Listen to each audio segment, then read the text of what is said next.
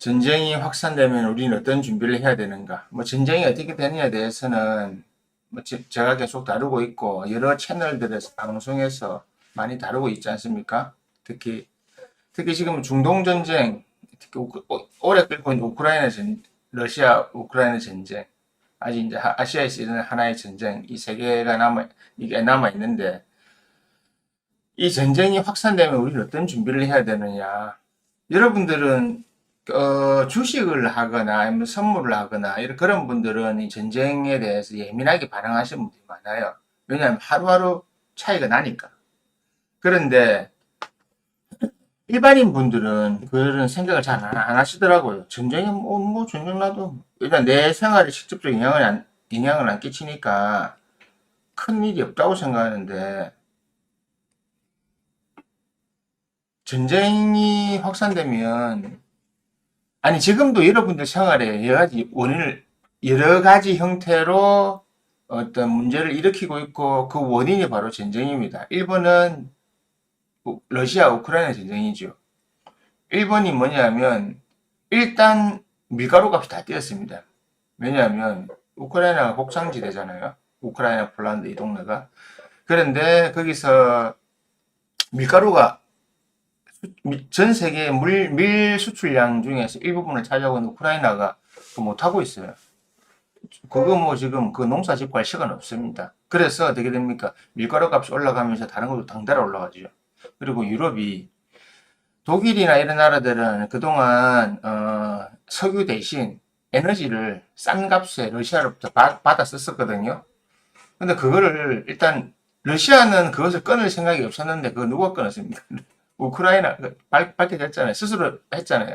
우크라이나가 러시아에서 유럽으로 가는 그 그 가스 선박을 파기시켜 버렸어요. 그러다 보니까 독일부터 시작해가지고 유럽 전체에 어떤 물가가 싹 상승했잖아요. 그러다 보니까 어떻게 됩니까? 그 영향들이 우리 같이 수출을 하는 나라들은 경제적으로 그 영향들을 많이 받게 됩니다. 그게 뭐냐면 물가가 오르다 보니까 우리가 받는 모든 부분의 비용은 상승하고 여러분들이 실제 쓸 수 있는 돈은 줄어드는 거잖아요. 왜? 수출이 안 되니까. 수출하더라도 단가가 맞으니까. 특히 우리나라처럼 수출 위주로 가는 가는 국가에서는 그 영향이 진짜 큽니다. 자, 그 다음에 중동전쟁이 나니까 중동전쟁은 더 직격탄입니다. 우리처럼 석유를 수입해 쓰는 나라들, 천연가스를 수입해 쓰는 나라들. 이란과 이스라엘의 이 싸움 때문에 큰데, 자, 그럼 경제적인 것부터 먼저 말씀드릴게요. 이, 지금 제일 걱정하는 게 뭐냐면, 사우디와 이쪽은 아프리카 쪽에는 스웨즈 운하를 통해서 왔다 갔다 하잖아요. 근데 문제는 이 호르무즈 해협을 통해 가지고 아랍에미리트 이쪽 다 나옵니다. 바레인부터 석유도 마찬가지고. 그리고 사우디에서 수출하는 석유도 마찬가지고.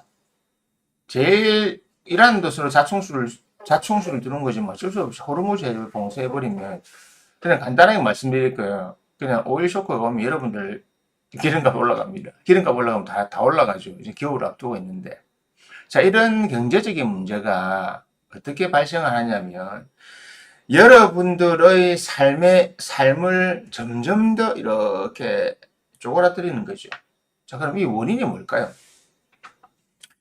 그 원인이 무엇이길래 이 전쟁이 우리에게 큰 고통을 주는 걸까요? 딴 거 없습니다. 그 원인은, 음모론이 아니고요. 이런 현상을 통해서 가장 이득을 보는 나라나 집단 혹은 개인이 이제는 아니죠. 그리고 이 경제적인 문제를 이런 식으로 흘러가게 해서 이득을 보고 어떤 질서를 재편할 수 있다면 체제를 바꾸고 세계 경제 체제를 바꾸고 세계 정치 질서를 바꿀 수 있다면 가장 이득을 누가 볼까요? 바로 그 세력들이 일단 존재하고 있습니다. 그럼 음모론이 아니고 존재를 하고 있습니다. 그거는 제가 확인을 한 거고 이렇게 되면서 여러분들의 삶에 어떤 영향을 끼치냐면 여러분들이 생각하고 계획하고 어떤 미래를 설계하고 준비를 하면서 살아가시잖아요. 그리고 지금 40, 50대들은 이제 남은 생이 길어졌기 때문에 이것들을 어떻게 우리가 만들어 나가야 될까를 고민하고 있는, 생각을 하고 계산을 하고 있는데, 이것들을 유지해 나가는 데 있어서 가장 큰 비용 문제가 발생하는 겁니다. 여러분들이 상상하지 못했던 비용이 추가적으로 발생하는 겁니다. 그 추가적으로 발생하는 그 비용들을 정상적인 형태로 감당을 할 수 있느냐? 그것이 불가능하죠. 그럼 왜 우리가 그걸 감당할 수 없을까요? 어쨌든 여러분들은 많은 비용을 지불을 해야 됩니다. 그 비용을 여러분들뿐만이 아니고 대한민국에 사는 한국 사람들뿐만이 아니고 전 세계 대부분의 사람들이 그 비용을 지불해야 됩니다. 그 비용은 최종적으로 어디로 들어갈까요? 그 비용을 최종적으로 가져가는 그런 쪽 세력들은 지금이 아주 좋아요. 왜냐하면 가만히 있어도 자기도 원하는 대로 국반이 착착착착 차고 있으니까. 그런데 여러분들은 그 비용이 조금 증가하니까 모르잖아요. 근데 지금 어떻게 세상에 드러나고 있습니까? 대한민국은 어떻게 드러나지요? 소비가 줄잖아요. 쓸 돈이 없으니까. 여러분들이 여러분들이 전에는 돈을 많이 썼지만 이제는 돈을 쓸 수 있는 여력이 점점 줄어들고 있습니다. 한 달에 100만 원 쓰던 건 80만 원, 70만 원, 60만 원 줄어들고 있어요. 반만 써도 된다면 반밖에 못 씁니다. 자꾸 내려가면. 그런데 우리가 고정 비용이라는 게 있잖아요.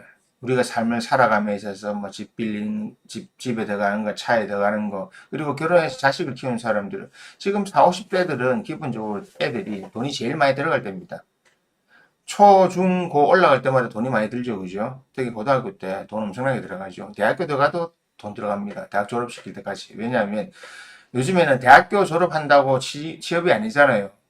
웃긴 게 대학교 4년 졸업하고 아니면 대학교 다닐 때 다른 시험을 준비해요. 그 전공의 의미가 뭔지 모르겠어요. 저 같은 경우는 뭐 저도 마찬가지지만 저는 전공을 화학공학을 했는데 사실은 뭐 지금 제가 하는 회사는 화학공학과 별 상관없는 뭐 떻게 보면 상관이 있긴 하죠. 고무나 플라스틱을 다루는 거니까 자동차 부품에 관련된 그런 회사를 하고 있지만은 이게 저는 유튜브나 사주 보는 게 그 본업이 아닙니다. 이거는 부업. 전공들을 다 다르게 하고 있잖아요. 그러니까 대학 다니고 이럴 때도 시간과 비용을 또 다르게 지불해야 됩니다. 그런 식으로 살다 보니까 여러분들이 점점 더 나이가 들고 미래로 가면서 경제적으로 더 우리말로 하면 부산말로 쪼들리는 거죠. 쪼들리는 상황에 빠지게 되는 겁니다.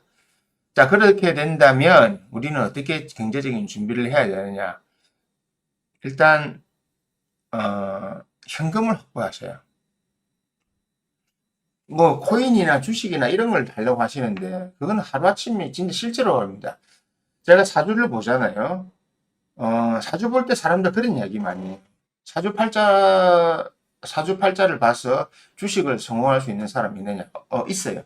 주식을 잘하는 사주들이 있어요. 다만 주식을 잘하느냐 못하느냐를 물어보는 이유는 뭡니까? 주식으로 돈을 꾸준하게 벌 수 있냐잖아요. 주식이란 연예인들 인기가 똑같은 겁니다. 정치인들의 정치가 똑같은 거고 항상 폭락이 있어요. 올라가고 때와 낮을 때 내려갈 때를 항상 같이 갑니다. 그래서 주식을 잘하는 사람들은 재산이 뭐 이렇게 증가하긴 하지만 이 폭락이 반드시 있습니다. 이 폭락을 견디지 못하고 이 폭락이 올 때 이걸 잘 잡지 못하는 사람은 떨어지기 전에 팔고 올라가기 전에 사는 사람. 이 영역이거든요. 어떤 건지 아십니까? 이걸 제가 명리학에서는 투기라고 합니다. 투기. 투기를 잘하는 사람. 비트코인도 대표적인 거죠. 쌀 때 예전에 사놨잖아요. 얼마 안 할 때 사가지고 지금은 많이 팔고 있잖아요. 지금은 가치가 이만큼 상승했지 않습니까? 그래서 주식이나 이런 거 코인 하지 말고 현금을 안 들고 있으라고 합니다. 현금 내지 금. 중국 애들은 금송아지나 금괴를 많이 사놓거든요. 왜냐하면 전 세계 어디 가나 바꿔 쓸 수 있기 때문에.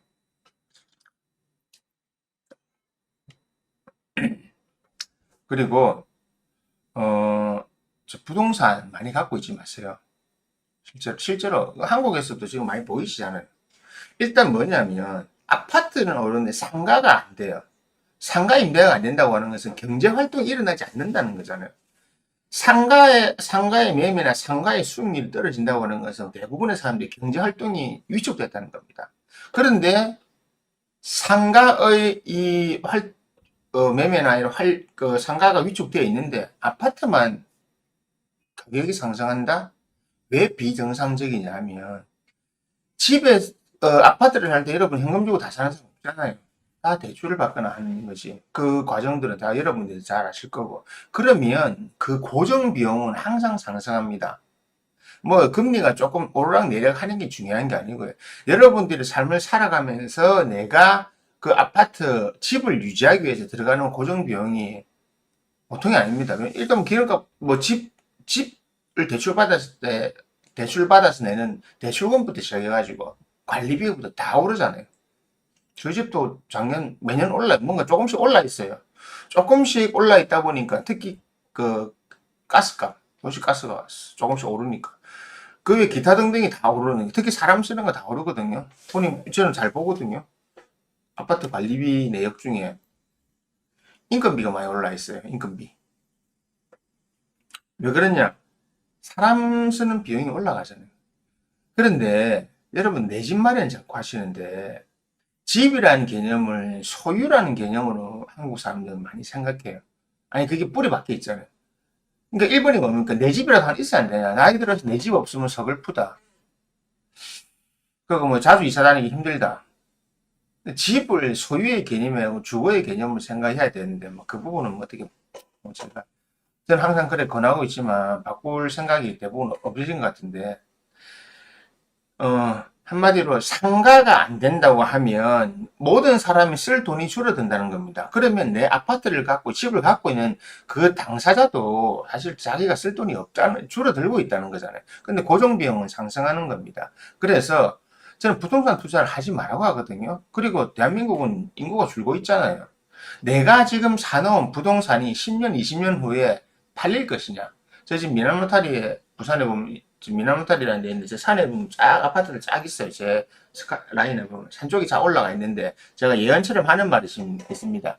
저기 사는 세대는 10년, 20년 내려가고 저기 살던 사람들이 땅으로 내려오고 이사를 가거나 하잖아요. 저기 이제 안 들어간다고요. 부산의 재송동이나 이런 데 단감동 아파트 그런데 마찬가지입니다. 처음에 들어갔는데 그 사람은 나오고 나면 못 들어갑니다. 안 들어갑니다. 왜냐하면 지금 30대 밑으로는 쓸 돈이 없어요. 그리고 앞으로 돈을 많이 번다는 보장이 없어요. 정상적인 대부분의 사람들은 돈을 못 법니다. 벌 수가 없어요. 그래서 무리해서 집도 사고 투기도 하는데 그래서 다 돈 날려먹는 거잖아요. 그거 다 챙기는 사람도 따로 있고.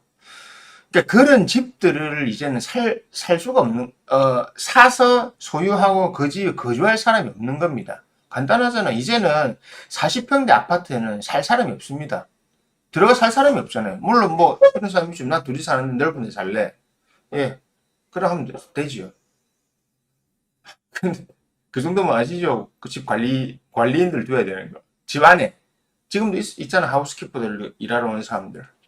뭐 그 정도 줄 수 있으면 괜찮아요. 한 달에 200 이상을 줄 수 있으면 뭐 가능한데 그게 아니라면요. 저런 집들은 뭐 이제 아무도 살 사람이 줄어듭니다. 왜? 이제는 핵가족화 됐잖아요. 그리고 이제는 결혼도 적게 하잖아요. 애도 적게 낳잖아요.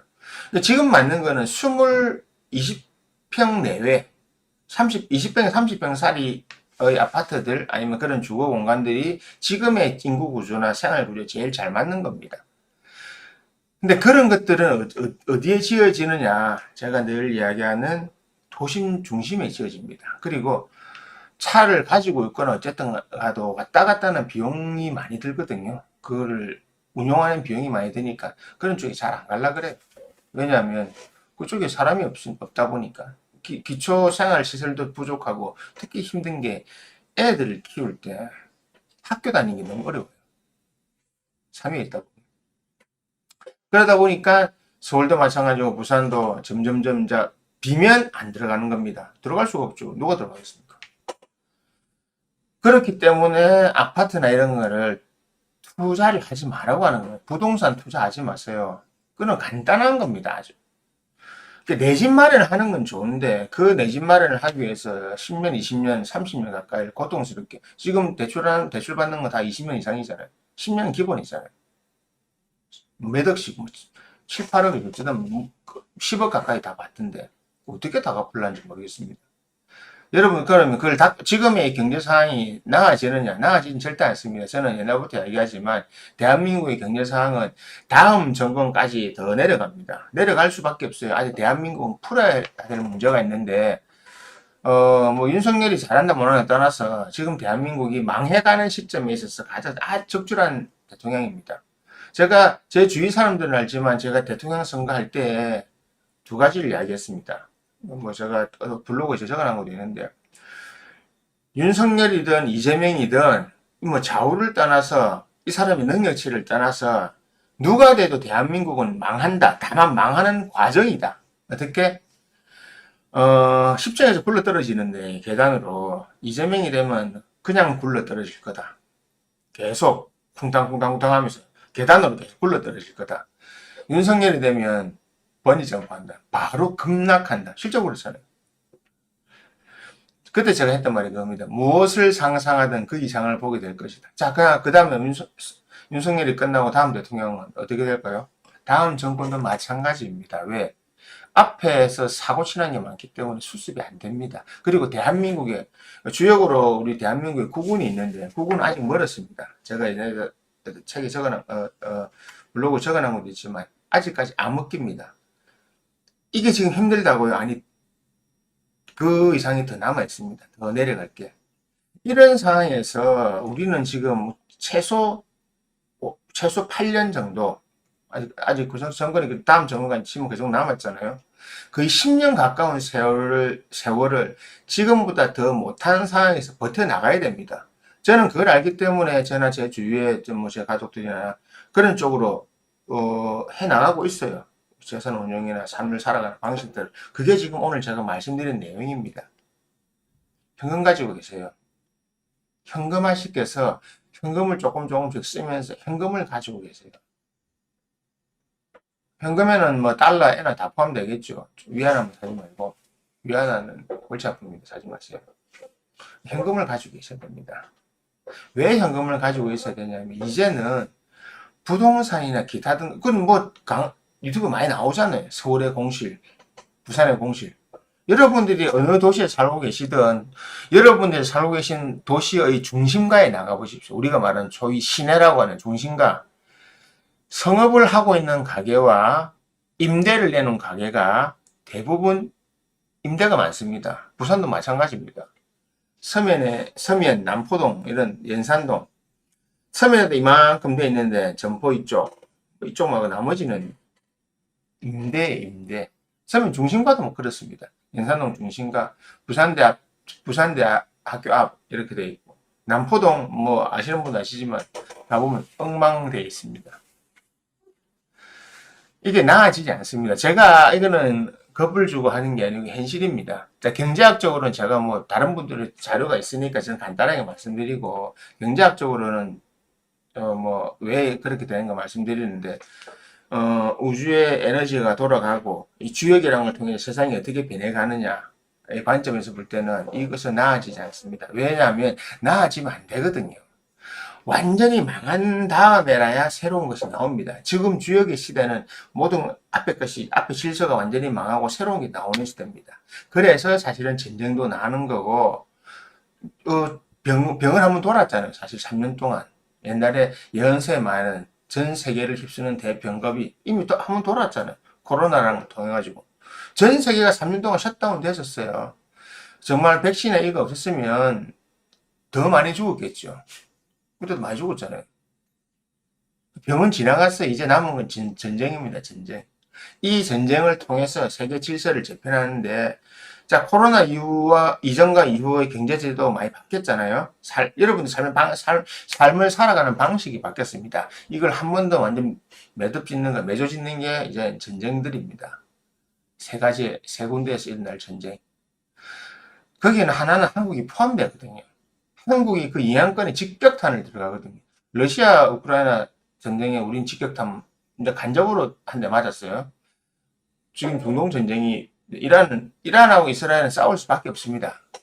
그건 제가 늘 이야기하는 거지만 그는 서로 죽든지 죽이는 거예요. 하나가 없어져야 돼요. 평화는 없습니다.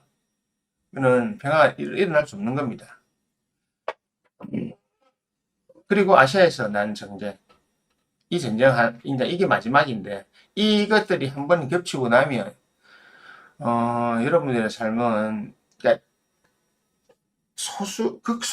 소수의 많은 부를 가진 사람과 대다수의 근근히 살아갈 사람들로 나뉩니다. 제가 강의를 하거나 제 주변에 있는 사람들 대부분은 내려갑니다. 올라갈 사람이 없어요. 올라갈 사람 이미 정해져 있거든요. 지금 잘 되고 있는 사람들. 자, 그러면 내가 내려가는 상황에서 어떻게 버텨야 되느냐. 그 버티는 방법이 1. 불필요한 투자하지 말고 현금 가지고 하십시오. 2. 현금 유동성을 많이 확보하십시오. 3. 생활 규모를 조금씩 줄이십시오. 그러니까 현금 가지고 생활 규모 줄이라는 겁니다. 왜 그러냐면 눈에 이야기 되잖아요. 이제 세상은 경제 체제가 경제 질서가 바뀌거든요. 이 주역하고 세상이 같이 가는 겁니다. 지금까지 자본주의가 생기고 민주주의가 생기면서 한 200년간 쭉 흘러왔잖아요. 200년 가까이 흘러오면서 산업혁명을 거치고 뭐 세계대전 2번 거치고 뭐 여러 가지 미소냉전을 거치면서 자본주의가 성립해가지고 이제 다 왔잖아요. 이게 거의 끝에 온 거거든요. 이제 이 경제 체제로는 더 이상 갈 수가 없습니다. 왜냐하면 그 자본주의와 민주주의의 첨단을 극단에서 그 실험했던 나라들 있잖아요. 소위 말해 리버럴 좌파 진보주의 하는 나라들 유럽에 많이 있잖아요. 미국도 마찬가지 지금 그 폐를 앓고 있고 스웨덴이나 핀란드 여러분들 아는 북유럽들 국가들 우리가 말하는 자본주의와 민주주의에 대해서 거의 이 극상까지 갔던 데잖아요. 거기가 지금 어떻게 되고 있습니까? 그런 복지나 이런 것들이 안 된다는 거예요. 안 되고 있어요. 여러 가지 이유 때문에. 그 이유가 스웨덴이나 북유럽 삼국이 특히 스웨덴은 나토에 가입돼 있다 보니까 겪는 게 뭡니까? 유럽에서 일어난 전쟁, 아프리카의 문제 때문에 생긴 난민들 때문에 문제 생긴 거잖아요. 저는 개인적으로 난민은 받으면 안 된다고 하는 주의입니다. 그리고 이민자들을 받으면 안 된다고 하는 주의고. 왜냐하면 그거는 동포애가 없어서 인류애가 없어서도 아니고 받는 순간 안 됩니다. 미국은 이민자가 세운 나라죠. 대신에 기존 원주민이 사라졌잖아요. 이민자가 세운 나라들 중에 기존 원주민이 있는 데는 발전 못합니다. 미국은 이민자가 세운 나라입니다. 이민을 성공한 케이스죠. 어떻게? 원래 있던 사람이 다 없어졌잖아요. 이민 들어간 애들이 미국 애들이 지금 살고 있는 미국 애들이잖아요. 아일랜드, 뭐 영국, 뭐 이태리, 뭐 기타 등등 그 애들이잖아요. 그 애들이 지금 다 잡고 있잖아요. 원래 이 미국에 누가 살았습니까? 아메리칸 인디안들, 그죠? 그 땅에 원래 살던 사람들입니다. 이민자가 성공했는 건 난 그런 형식으로밖에 성공 못합니다. 왜 그러냐면 그게 자연의 흐름이거든요. 장강의 앞물은 뒷물에 밀린다. 아무리 버티고 있으면 안 된다. 그리고 민족과 종교는 절대 섞이지 않습니다. 그것은 인간의 본성입니다. 미얀마나 다른 나라 같은 데 벌어지고 있는 그 종교 전쟁, 인종 전쟁들. 저는 그걸 불찬성이 아니고 그건 할 수가 없는 겁니다. 인간은 그 민주주의나 이런 게 그런 거 실험했잖아요. 좌파라고 하는데 뭐 제가 좌파 우파 저는 아닙니다. 그 양파입니다. 양파. 저는 그런 데 관심 없습니다. 그런 복지나 우리가 모든 사람이 평화롭게 평등하게 잘 살아야 된다. 그게 왜 안 되는지 아십니까? 우주의 질서에 위배되는 거기 때문에 그렇습니다. 그냥 인간이 만들어내는 상상력일 뿐이지 우주의 질서는 엄연히 계급이 있고 엄연히 차별이 있고 엄연히 구분이 있습니다. 우주는 평등하게 이 세상을 만들지 않았습니다. 세상은 불평등한 것이 정상입니다. 불합리한 것이 정상입니다. 비정상이 정상입니다. 세상은 우리가 살면서 우리가 옳다고 느끼는 것들이 결코 제대로 우리의 가치관으로 일어나지 않습니다. 예전엔 좋지 않았냐고. 아니요. 대한민국 좋은 거는요. 사실 90년대 이후입니다. 그전에는 먹고 살기 바빴고. 뭔가 좀 살아보려고 한 게 뭐 90년대 이후잖아요. 제가 초중고등학교 다닐 때, 뭐 70년, 80년, 90년대, 제가 88학번이니까 그 전까지만 해도 고기 마음대로 먹는 사람 잘 없었어요. 90년 중반 이후 IMF 겪고 우리 IMF도 겪었잖아요. 1996년에. 그런 거 다 겪으면서 그나마 지금 대한민국 살고 있는 겁니다. 전 세계도 마찬가지입니다. 여러분들이 느끼고 있는 이 어려움은 자연이 변해가는 과정에서 당연히 일어나는 겁니다.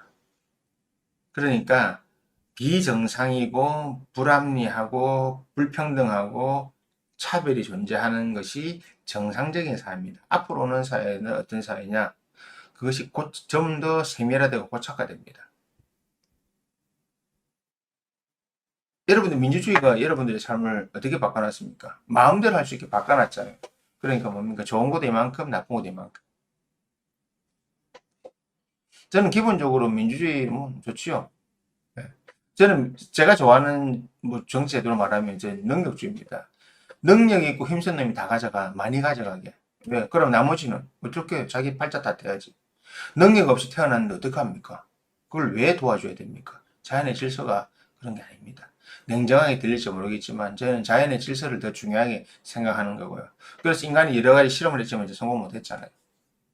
그러니까 경제적으로는 좀 더 어려운 상황으로 계속 갑니다. 그냥 10년 정도 잡으세요. 현금 가지고 계세요. 부동산 이런 거 하지 마시고, 코인 하지 마시고, 코인은, 코인에 대해서 뭐 드릴 말씀이 있는데, 감사합니다. 부동산 이런 거 불필요하게 하지 마십시오.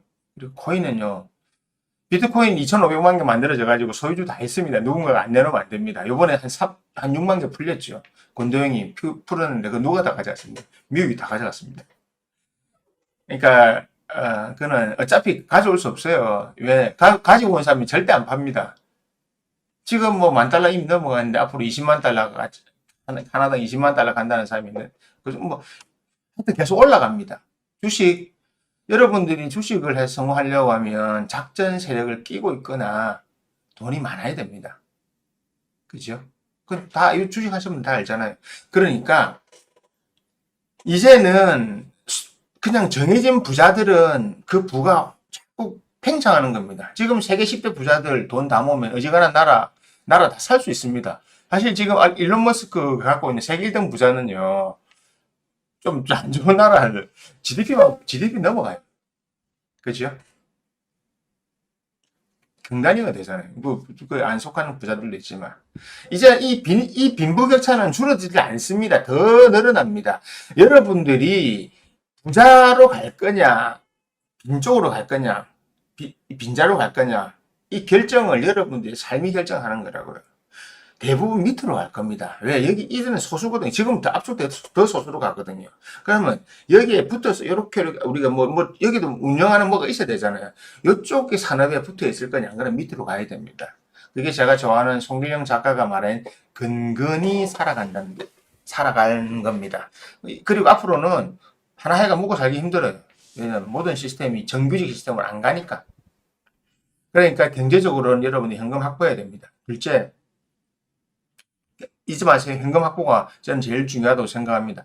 여러 유튜버들이나 여러 강의들이나 이런 한번 보십시오. 사실 경제활동은 현금입니다. 그리고 제가 오늘 이야기하는 두 번째, 심리적인 준비를 어떻게 해야 되느냐.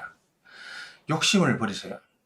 이제뿐만이 아니고 사실은 이 세상은 노력으로 성공하는 세상이 아닙니다.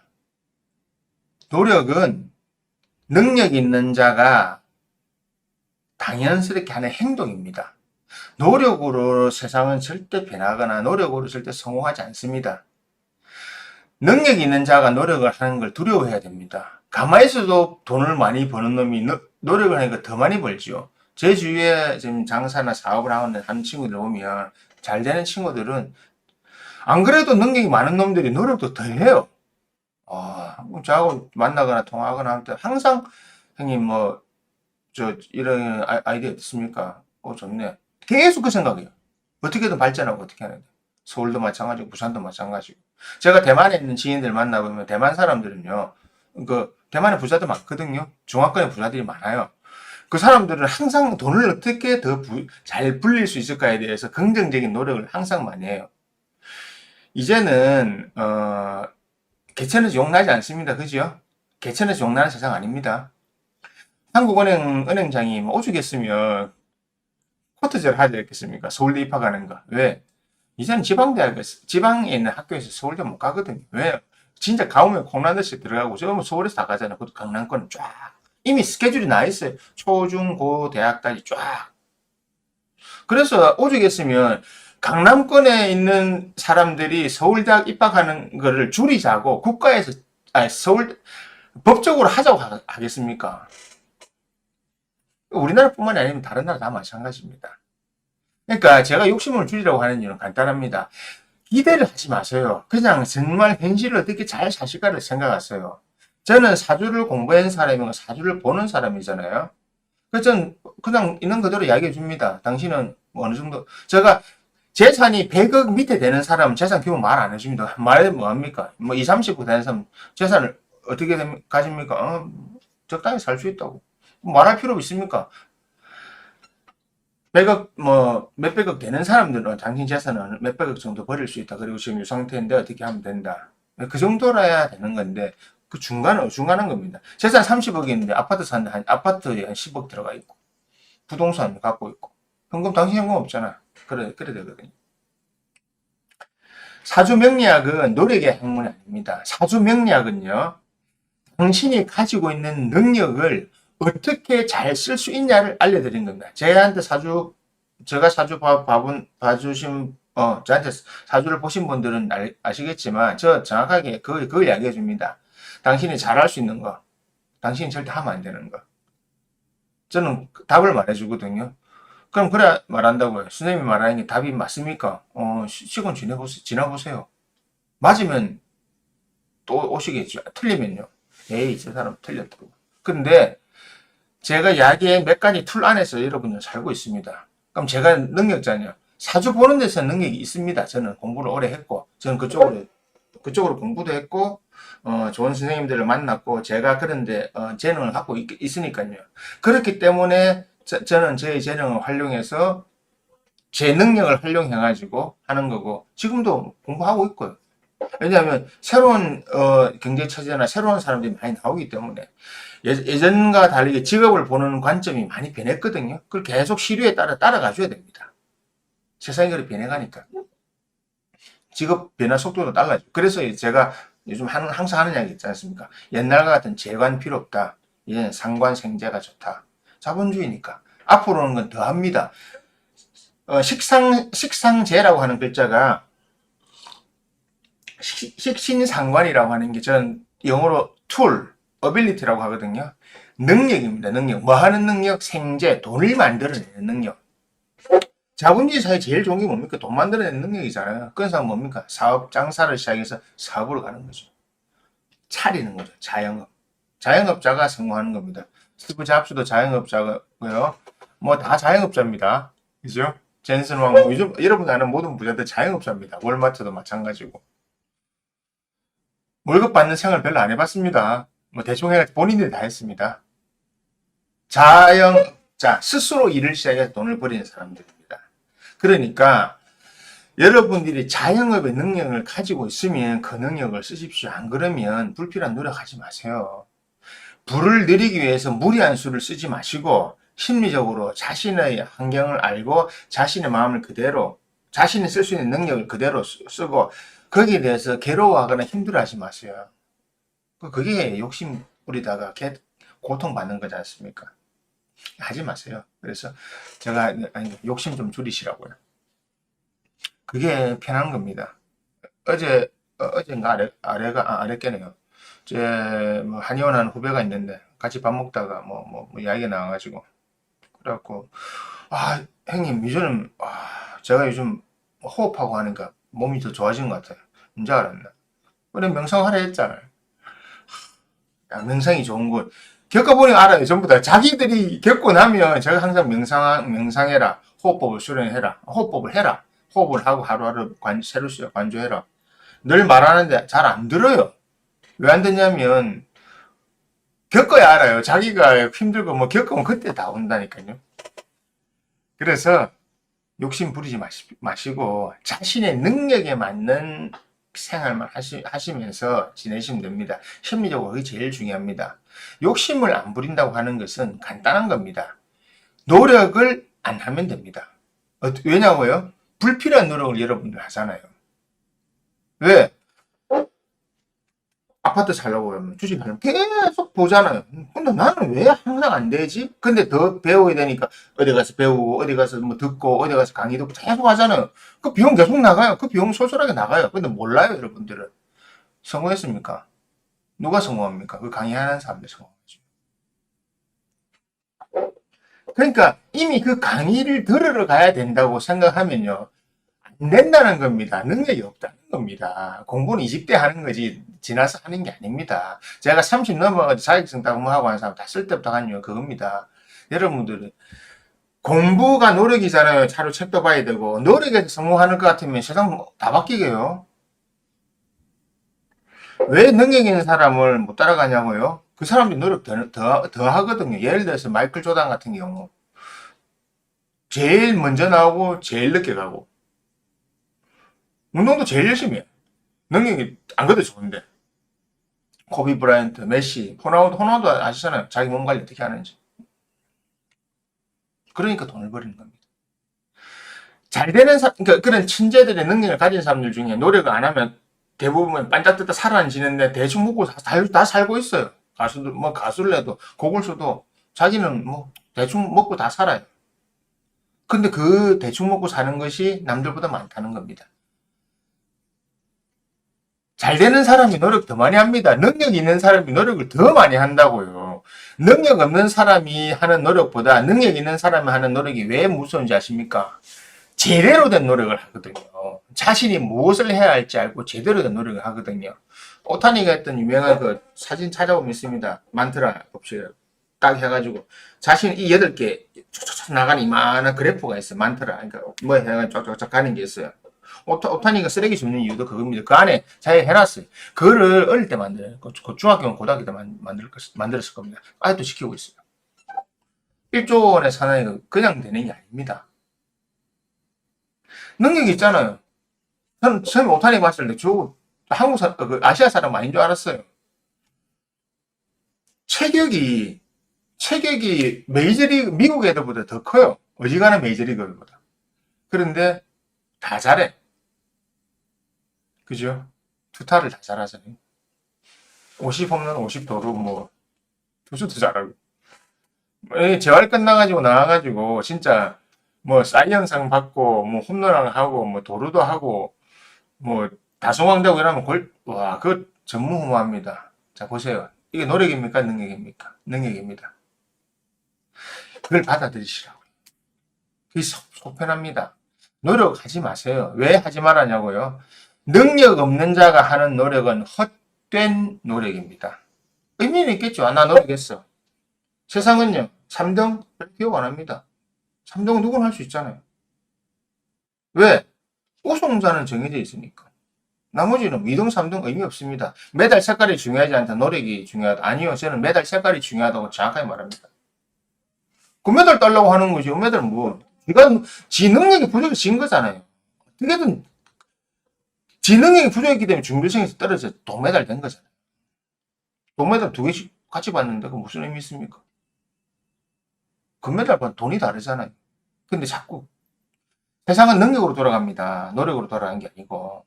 능력을 뒷받침하는 게 노력입니다. 그러니까 심리적인 준비를 하십시오. 자신의 한계, 자신의 욕심의 이걸 한계를 아시고 거기에 맞춰서 하십시오. 현금 만드시고요. 욕심을 조금씩 내려놓으시고 불필요한 노력하지 마십시오. 절대 성공 못합니다. 왜냐고요? 본 적이 없으니까요. 팔자에 성공하지 못하는 사람 치고 성공한 사람 본 적이 없습니다. 저 혼자뿐만 아니고 그 아무도 없습니다. 지구상에 아무도 없었습니다. 앞으로도 없을 겁니다. 그거는 냉정한 게 아니고 그게 바로 현실입니다. 그러니까 욕심 내려놓으시고 불필요한 노력하지 마세요. 여러분들이 가지고 있는 능력치대로만 사십시오. 나는 이번 생에 왜 이래 살아야, 나는 뭐가 아무 발전 없습니까? 가능성 없습니까? 예, 없습니다. 이번 생은 거기까지가 여러분, 선생님, 이번 생은 끝까지가 여러분, 당신이 할 수 있는 최대치입니다. 끝. 다음번에 태어나 잘하세요. 냉정하지만 이게 현실입니다. 두 가지, 현금 확보하세요. 두 번째, 욕심 내려놓고 능력대로만 사십시오. 절대 무리하지 마십시오. 그게 제가 여러분들이 꼭 전해주고 싶은 이야기입니다.